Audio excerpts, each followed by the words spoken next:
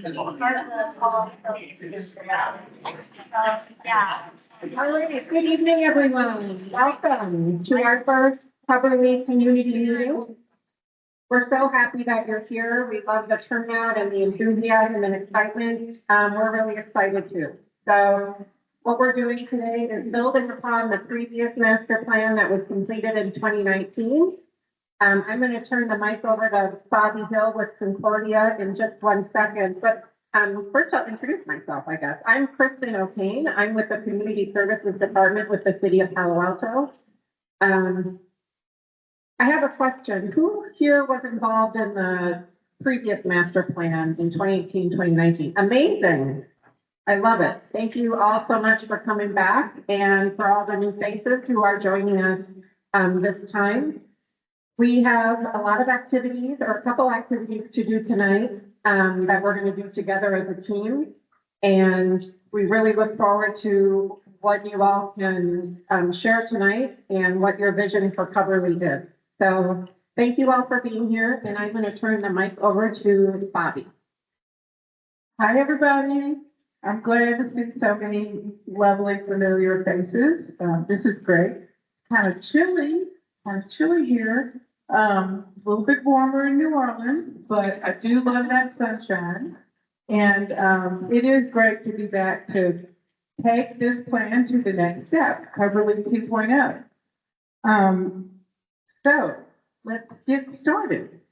Our agenda tonight is we're going to go through some welcome and introductions. Then we're going to do a brief presentation that picks up where we left off and explains what's different and our charge for the next phase of the work.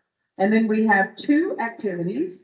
One, we would be bringing the vision statement that your city council members went through an activity with us and created. It was very important, they said, for them to create a unified vision for this, but to take that to you, the community, to get your approval, to get your input on that, to finalize that vision statement.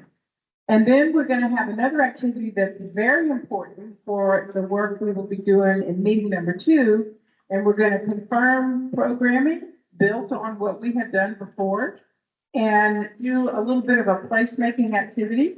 And then we'll have some report out and next steps. So, if you do not want your photographs published, there are red dots at your table. Just put a red dot in your name tag. And whenever we see a photograph of you, we'll be sure to not share it anywhere. So if you don't want your photograph published in any way, go ahead and put a red dot there. And then we're going to ask everybody, as we always do, and as you did so well the last time, to fully engage with the group, have courage to share bold ideas, be open-minded to possibility and opportunity, listen to all voices, and importantly, even those that conflict with your own, make room for everyone to be heard, and share any questions you have in the after-action review. And I'm just going to remind you, for those of you before and maybe new people, at the very end of this meeting, we have an after-action review that we would want you to, in the heat of the moment, respond to so that we can have in-the-moment learning as we go through this process. So, introductions. We are Concordia. I am Bobby Hill, a partner at Concordia, and I have 3 members of my team here. Stephen, where are you? Stephen Dingler. There he is in the back. Is the founder and CEO of Concordia. Elizabeth Chen is right here. Elizabeth is an architect at Concordia, and she is our project manager. And George Silvertooth here, who heads our community engagement, and you will be hearing a lot from George. But who are we? We are a planning and design and engagement firm from New Orleans, and we are very happy and honored to be here for round 2 as we led the master planning process in 2018 and 2019. And we like to say that our name, Concordia, is our one-word mission statement. Concordia is the Latin root of the word concord, and it means agreement among people and harmony among things. And that is always what we're striving for when we're doing this kind of work. We have a co-design process. That's what we did before, and that's what we'll do again in this next iteration. We'll start with some research. We want to find out where things were, what's different, what's changed since the last time we were here. Begin to outreach to you, and I can tell that the city has done a great job, that we filled up this room tonight.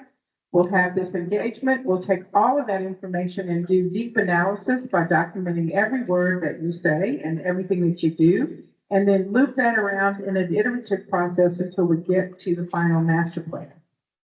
And these are the co-design foundations for how we do that work based on our research and analysis, listening to individual needs, and then bring them together in a democratic consensus.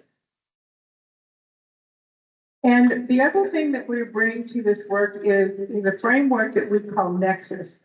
We believe that when you're doing master planning, especially for something like this comprehensive community center and big piece of property that serves so many needs and so many programs, we want to think systemically. We want to understand the physical, social, educational, cultural, organizational, and economic components and implications for this work.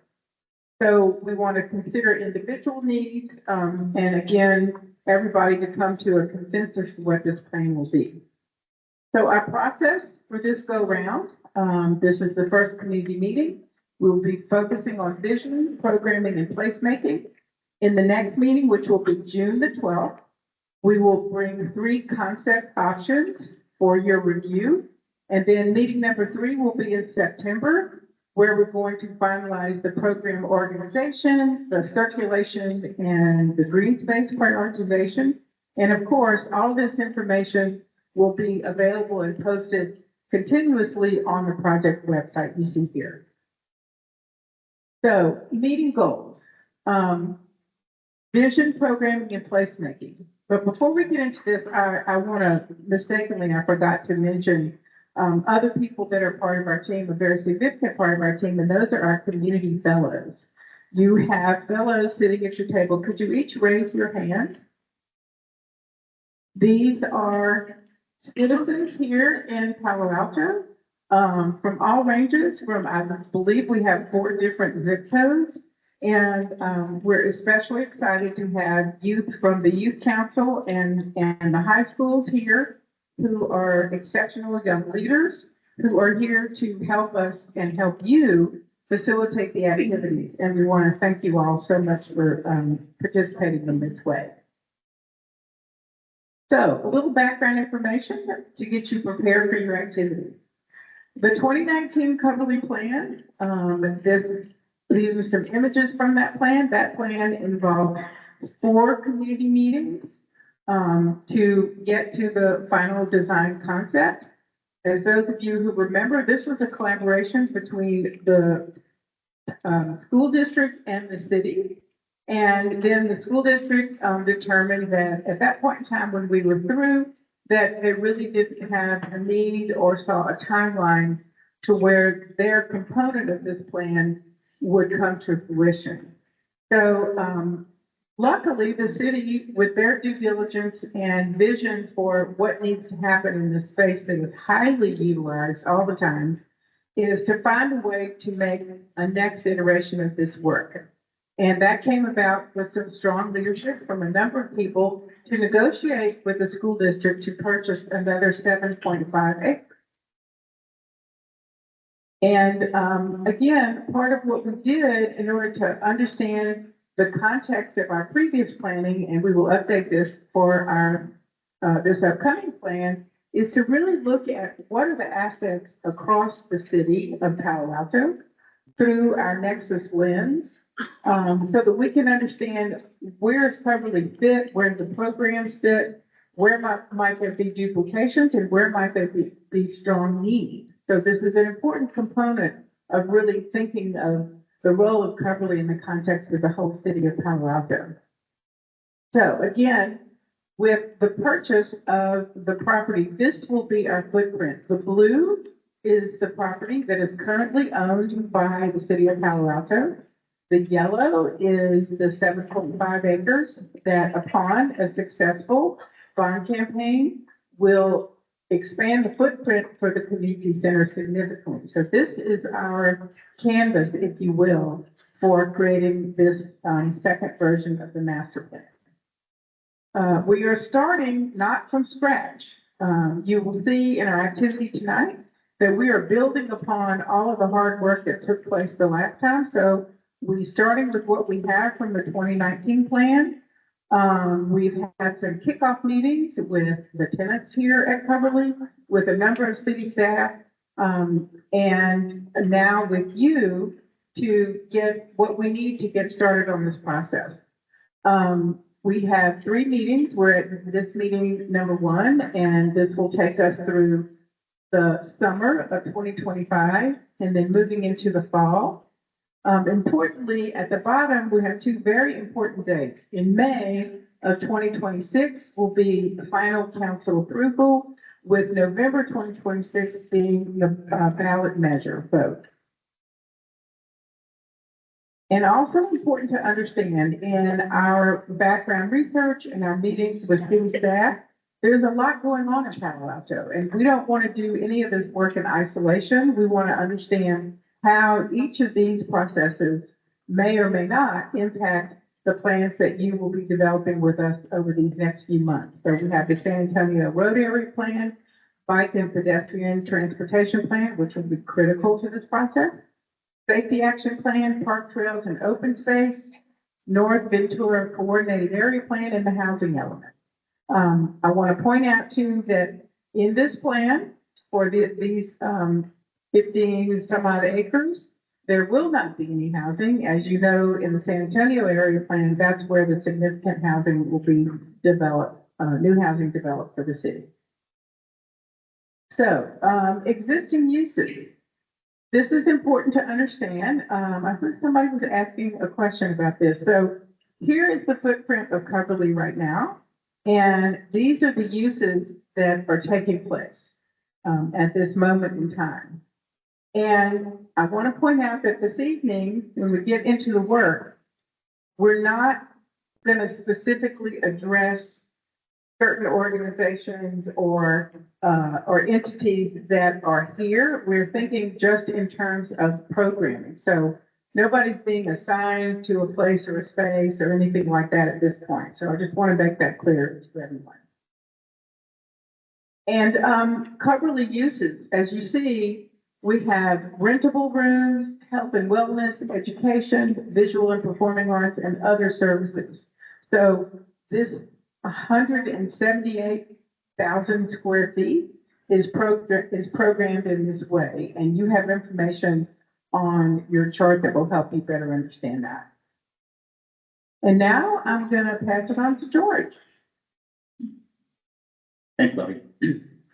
Alrighty, so let's get into it. We've talked a lot now. I'm going to talk a little bit more, but then we're going to turn it over to y'all because y'all's voices are the most important here. So Bobby gave a pretty good overview background to make sure that we're all on the same page. And I'm going to provide a little bit more background so that we can get into this first activity. So we're going to talk today about the vision statement and core intentions, okay?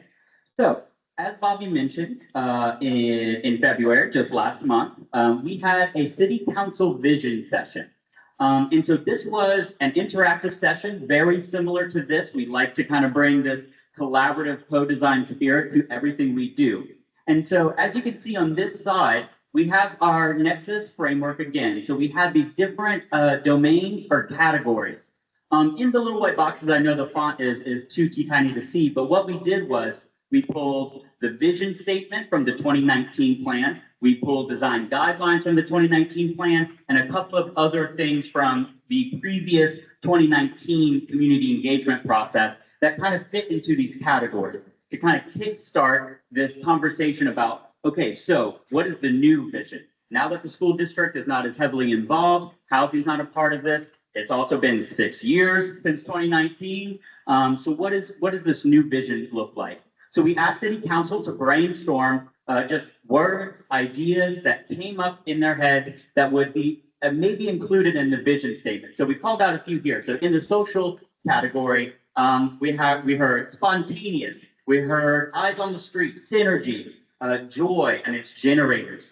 So after we had this big old group of words up here, we asked them to then prioritize those words. So we have, however many, 50, it looks like Post-it notes. Let's narrow that down. And then we did that process one more time and asked that the city council members each write their own vision statement. And we synthesized all of those ideas together into this vision statement that we're going to be discussing today at your tables. And so that ended up being, Cubberley will be a vibrant and beloved destination with activities, amenities, and offerings that promote learning, joy, and well-being where all cultures and generations belong.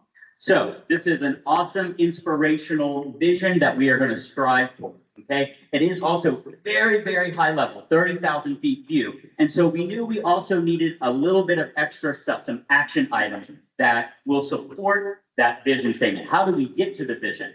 And so again, we used some of the words, most common themes that were brainstormed in the city council session and created these core intentions. Another word might be goals, but a goal is achievable. There's an end thing. And we think an intention is something that we're always striving for. And so these 6 core intentions we came up with were offer wellness opportunities, encourage exploration and connection, build a flexible, resilient hub, support arts, culture, and collaboration, provide an always learning environment, and balance realistic expectations with accessibility. And again, we used our Nexus framework just to make sure that we had all of our bases covered. So that's how we came up with it. And we would like everybody here to review. Make sure that, is this sounding right? Is this the correct direction? Should there be some tweaks? Did we miss something entirely? So at your table, we're going to ask you to review. Right in the center, you have the entire full vision statement. And then around it in the hexagon, you have our Nexus domains, and underneath those, you have those core intentions. So what we'd like to do is take a few moments, review that, because I know I'm speaking fast. And then after that, it's kind of what's missing. What did we get right? And so add those edits that you think could maybe improve a core intention. If you think we got it right the first time, you can just put a big old check mark. Great job, everybody. But we gave an example here in cultural. Currently it reads support arts, culture, and collaboration. Maybe your group thinks arts should be a little more specific. That's a little vague. Could we say support performing and visual arts? Maybe the word inspiring is missing, and that's really, really important to your table. So you could just write down add inspiring. Again, there are no wrong answers. Everything is on the table. We will read every single person's note. But on that note, you have to write your ideas down. If you do not write it down, we won't see it and it won't be a part of the process. So we encourage conversation, but when you have that idea, write it down. You can write directly on the sheet of paper. We provided Post-it notes. You could write it on Post-it notes. Again, no wrong answer and no wrong way to do it. We're going to have about 20 to 30 minutes. So again, this is pretty quick. So really fast brainstorm, no wrong answers. And let's get to work. Your table host will help you through this. That's in here. George.